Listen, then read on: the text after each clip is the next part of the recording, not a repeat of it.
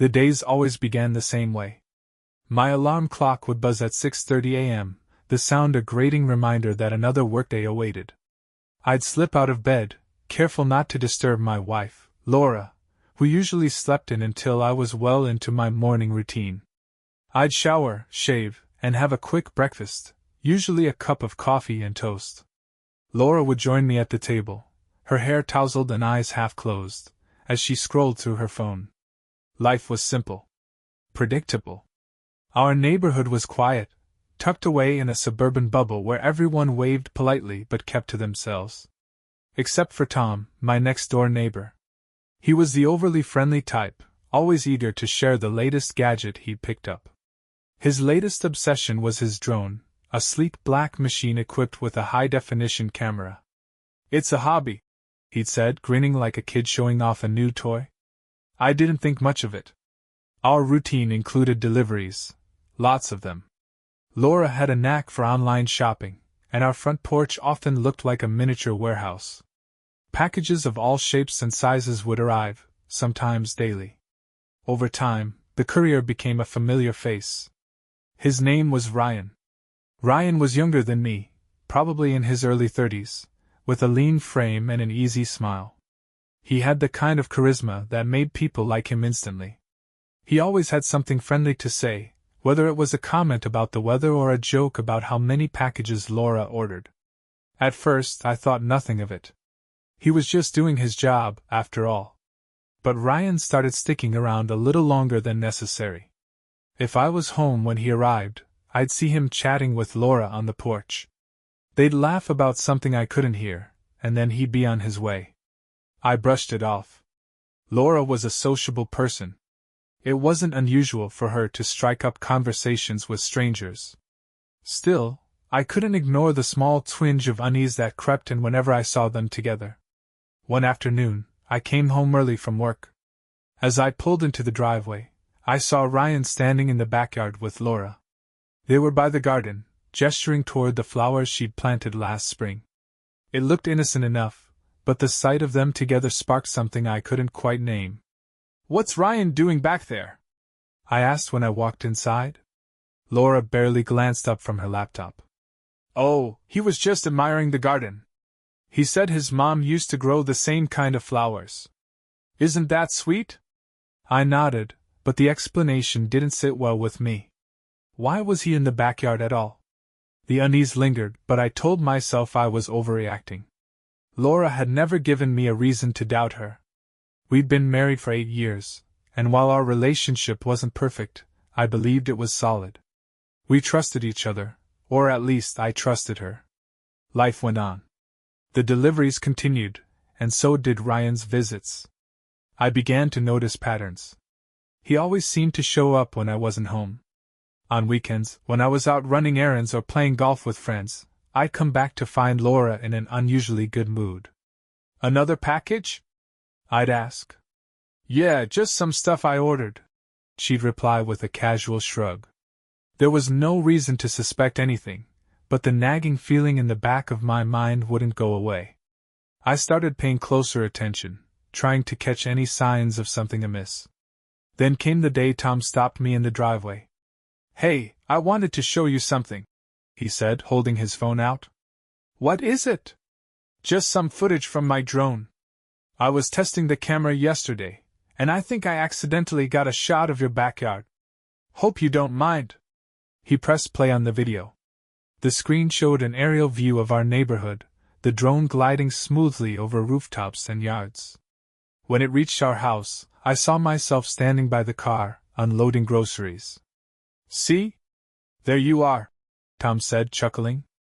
I forced a laugh, though the idea of being watched unsettled me. Tom continued, oblivious to my discomfort. "This thing's amazing. The detail is incredible." I nodded, eager to end the conversation. But that video stayed with me. The idea of my backyard being recorded felt intrusive, even if it was unintentional. I mentioned it to Laura later that night. "Tom needs to find a better hobby," she said with a laugh. "Who wants to spend their time spying on neighbors?" Her reaction seemed normal, but something about her tone felt off. I pushed the thought aside, telling myself it was nothing. After all, Laura was right. Tom's drone was just a harmless toy, and I had no reason to think otherwise. At least, not yet.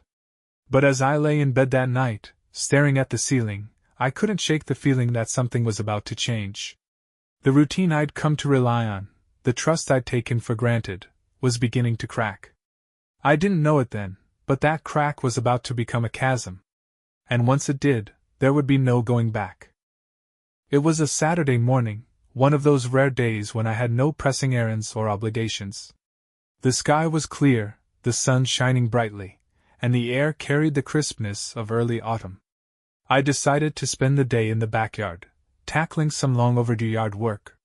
I was trimming the hedges when Tom popped his head over the fence. "Morning, neighbor!" he called, waving a hand that held his ever-present coffee mug. "Morning, Tom," I replied, wiping sweat from my brow.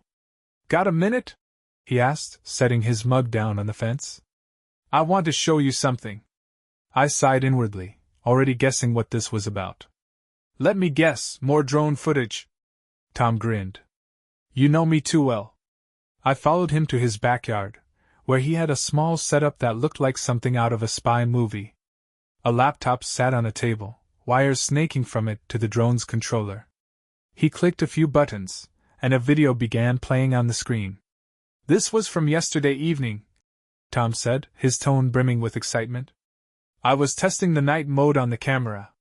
The footage started with an aerial view of the neighborhood, the houses bathed in the soft glow of porch lights.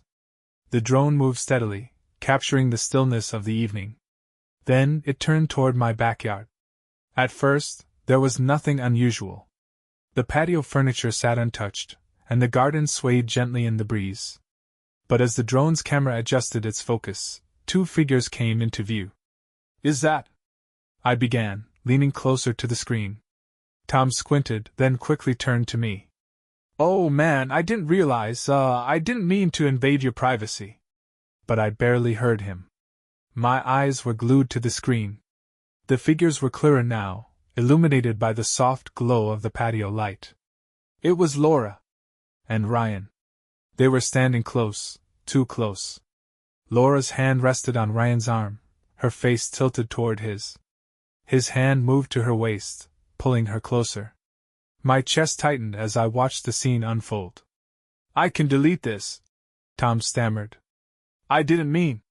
"Send it to me," I interrupted, my voice cold and flat. "What?" "Send me the video, Tom." He hesitated, then nodded. "Okay, sure. I'll email it to you." I didn't wait for him to finish. I turned and walked back to my house, my mind racing. When the email came through, I downloaded the video and watched it again, this time in the privacy of my office. The footage was damning. Laura and Ryan weren't just chatting, they were intimate in a way that left no room for misinterpretation. I felt a strange detachment as I replayed the video. My hands trembled, but my mind was oddly clear. It was as though I'd been waiting for this confirmation, and now that I had it, the shock was dulled by the weight of inevitability. I closed the laptop and leaned back in my chair, staring at the ceiling.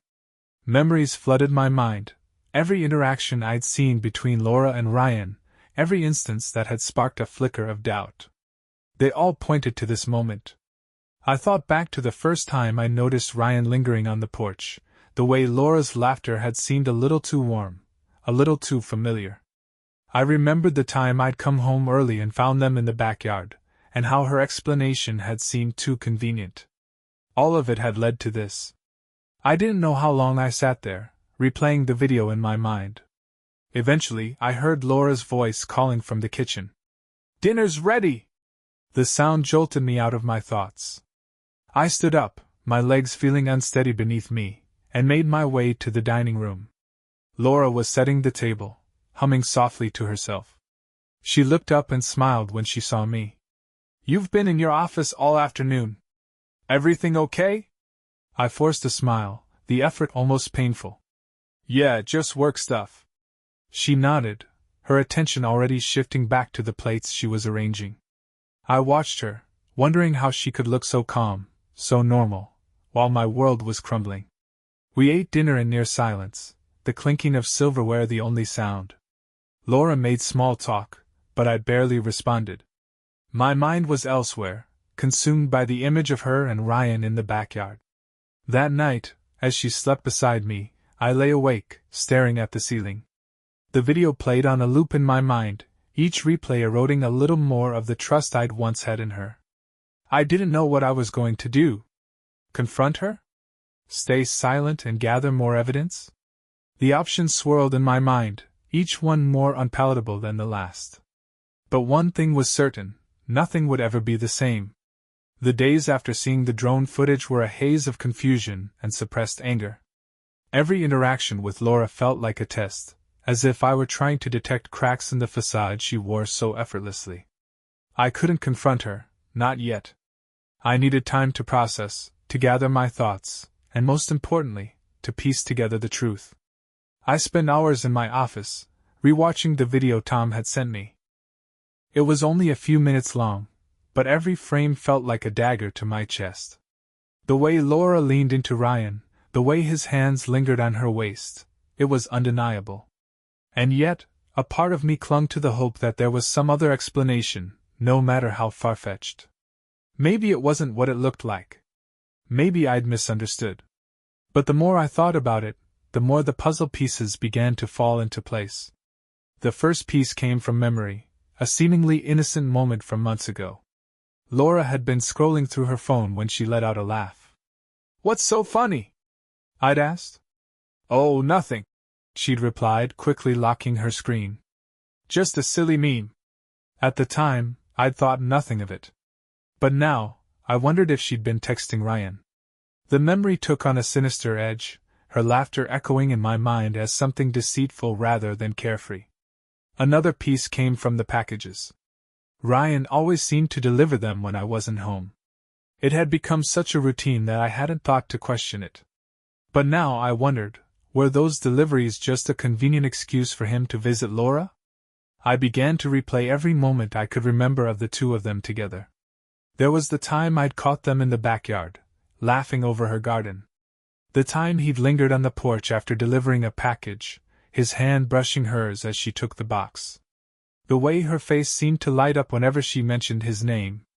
And then there were the changes in Laura herself. She'd started dressing differently, more carefully, more deliberately. She'd bought new lingerie a few months ago, something she hadn't done in years. When I'd commented on it, she'd laughed it off, saying she wanted to spice things up. But nothing had changed between us. If anything, she'd seemed more distant lately, her affection feeling more like an obligation than genuine love.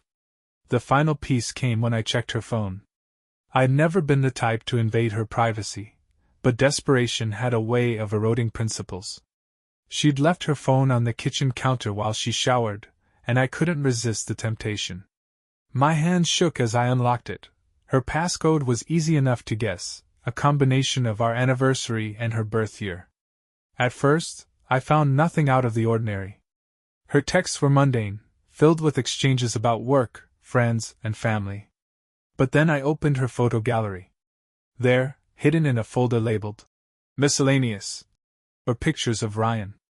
Some were innocent enough, shots of him holding a package or standing by his truck. But others were more intimate. One showed him standing in our backyard, his arms slung casually over her shoulders. Another showed them laughing together, their faces close enough to touch. The most damning photo was a selfie Laura had taken in what was unmistakably Ryan's truck. She was smiling, her hair slightly disheveled, and the caption read, "Sneaking a break, winky face. My stomach churned as I stared at the screen. The evidence was overwhelming, but it wasn't just the betrayal that hurt. It was the effort she'd put into hiding it, the layers of deceit she'd woven around me. That night, as we sat on the couch watching TV, I couldn't stop myself from scrutinizing her. Every laugh, every glance, every movement seemed calculated. "Are you okay?" she asked, turning to me with a concerned expression. "Yeah," I said, forcing a smile. "Just tired." She nodded and returned her attention to the screen, but I could feel her eyes on me every so often, as if she sensed something was off. I began to notice other things, too, small, seemingly insignificant details that now felt monumental. She'd started locking her phone, something she'd never done before. She'd begun going for walks in the evenings, always returning flushed and slightly out of breath. The biggest red flag came one afternoon when I mentioned Ryan casually. "Ryan was here earlier," I said, watching her reaction closely. Her hand froze mid-reach for her coffee cup. "Oh? What for?" "Just dropping off a package," I said, my tone deliberately neutral. She nodded, her expression carefully blank, but her eyes betrayed her. There was a flicker of something, panic, maybe, that disappeared almost as quickly as it had appeared. The more I observed, the clearer the picture became. The affair wasn't a fleeting mistake or a moment of weakness. It was deliberate, calculated, and ongoing. And the worst part? She thought she'd gotten away with it. I felt like a stranger in my own life, trapped in a web of lies I hadn't seen until it was too late. The woman I'd loved and trusted had been leading a double life, and I was left to pick up the pieces. But as painful as it was, I knew I couldn't stay silent forever. The evidence was mounting, and my resolve was hardening. It was only a matter of time before the confrontation came. I had never imagined myself as the type of person who would confront betrayal head-on. But there I was, sitting at the dining table with my laptop open, the damning video paused on the screen. The evidence felt like a loaded weapon, one I wasn't sure I had the strength to wield. Laura was in the kitchen, humming to herself as she chopped vegetables for dinner. It was a normal evening, the kind we'd shared countless times before. But tonight, normalcy felt like a lie, a veneer stretched thin over the chasm that had opened between us. "Laura!" I called, my voice steadier than I expected. She turned, a smile on her face. "Yeah? Can you come here for a minute?" Her smile faltered slightly, replaced by a look of mild concern. "Sure. What's up?" She wiped her hands on a dish towel and walked over, her movements as graceful as ever. She stopped on the other side of the table, her eyes flicking to the laptop. "What's this?" she asked, her tone light but guarded. I gestured to the chair across from me. "Sit down." She hesitated, then did as I asked. "You're scaring me a little," she said with a nervous laugh. I didn't respond immediately. Instead, I hit play on the video. The screen lit up with the familiar scene, our backyard, bathed in soft evening light. And then, there they were, Laura and Ryan, standing far too close, their bodies angled toward each other in a way that left no room for misinterpretation. Laura's smile froze as she stared at the screen. Her face drained of color, and her hands gripped the edge of the table. What is this?" she stammered. "You tell me," I said, my voice cold. She looked up at me, her eyes wide and filled with something that might have been fear. Or guilt. This isn't what it looks like." I laughed bitterly. "Really? Because it looks pretty clear to me." She opened her mouth to speak, then closed it again, her gaze dropping to the table. "How long has this been going on?" I asked, my voice sharp enough to cut through the silence. She flinched. "It's not." "How long?" Her shoulders slumped, and she let out a shaky breath. "A few months." The admission hit me like a physical blow. Even though I'd suspected it, hearing her say the words made it real in a way I wasn't prepared for. "Why?" I asked, my voice barely above a whisper. She looked up at me, her eyes glistening with tears. "I don't know," she said, her voice cracking. "It just happened." "That's not an answer," I said, my anger simmering just below the surface.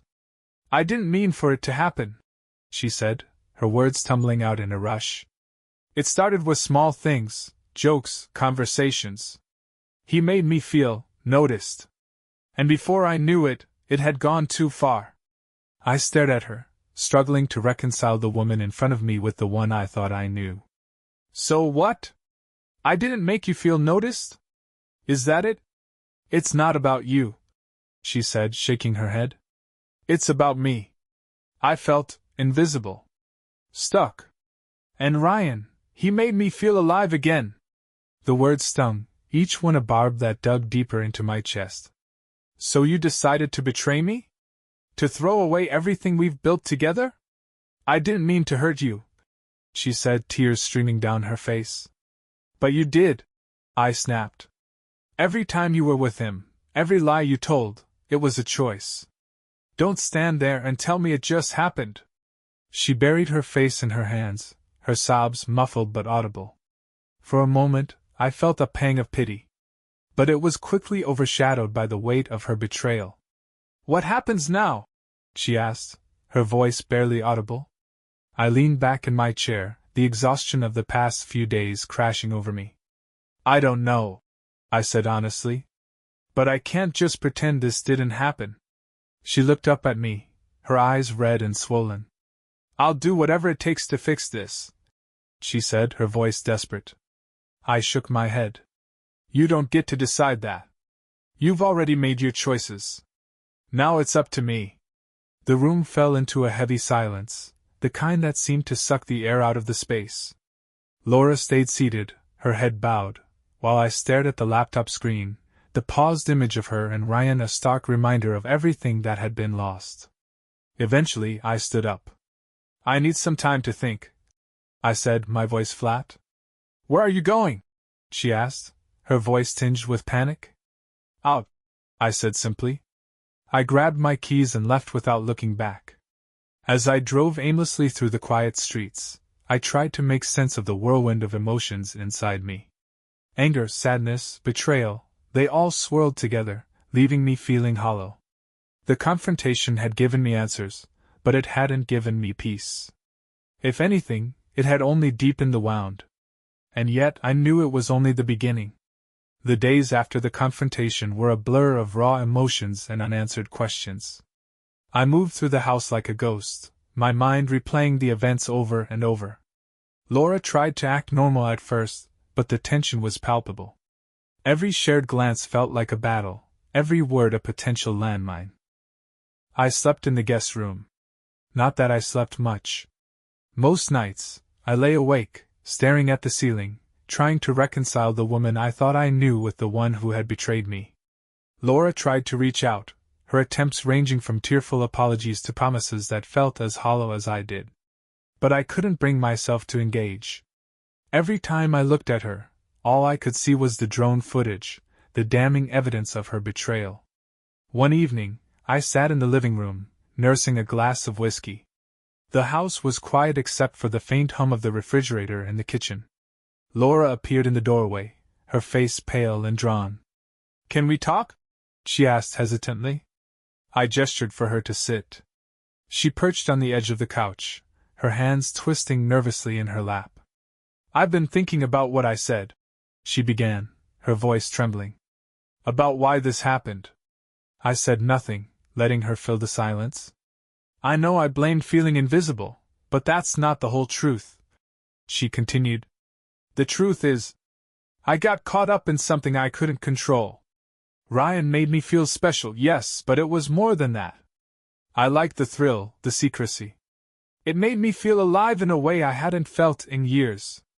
Her words were like salt in an open wound. So what? Our life wasn't exciting enough for you? That's not what I'm saying, she said quickly. I know I messed up. I know I hurt you. And I'll regret it for the rest of my life. I took a long sip of my drink, the burn doing little to dull the pain. Do you love him? The question hung in the air like a thundercloud. No, she said firmly. It wasn't about love. It was a mistake. A terrible, stupid mistake. A mistake is forgetting to turn off the stove, I said coldly. What you did was a series of choices. Every text, every meeting, every lie, you chose this. She flinched as if I'd struck her. You're right, she said softly. I have no excuse. The silence stretched between us, heavy and suffocating. I don't know if I can forgive you, I admitted finally. Her eyes filled with tears. I understand. But I want to try. I want to fight for us, even if it's too late. I looked at her, really looked at her, and saw the pain and regret etched into her features. But I also saw the cracks in our foundation, the irreparable damage her actions had caused. I need space, I said. Time to figure out what I want. She nodded, her tears spilling over. Take all the time you need. I'll do whatever it takes to prove to you that I'm sorry. I didn't respond. I couldn't. The next morning, I packed a bag and left. I stayed with a friend for a few days, someone who offered me a couch and a listening ear without judgment. It was during those days that I began to truly process everything. I thought about the life Laura and I had built, the moments of joy and love that now felt tainted. I thought about the man I'd become in the shadow of her betrayal, angry, mistrustful, and deeply hurt. And I thought about the future. Could I ever look at her the same way again? Could I rebuild what she had broken? The answer, I realized, was no. When I returned home, Laura was waiting for me. She looked hopeful, her face lighting up when she saw me. But that hope faded when she saw the expression on my face. I've made my decision, I said, my voice steady. She nodded, bracing herself. I can't do this, I said. I can't move past what you did. Every time I look at you, I see him. I see the lies, the betrayal. I can't live like that. Her shoulders slumped, and she covered her face with her hands. I'm so sorry, she whispered. I know, I said. But it doesn't change anything. The divorce was finalized a few months later. It was amicable, as far as divorces go. We divided our assets, sold the house, and went our separate ways. Laura moved to another town, and I stayed behind, trying to rebuild my life piece by piece. In the end, the betrayal didn't just break our marriage, it broke the version of myself that had trusted blindly, that had believed love was enough to weather any storm. But it also taught me something valuable, that healing isn't about forgetting or forgiving. It's about learning to live with the scars and finding strength in the pain. And so I moved forward, one step at a time, leaving the shattered pieces of my past behind me. Leave a comment with your thoughts on the story. And subscribe to our channel so you don't miss new interesting stories. See you soon.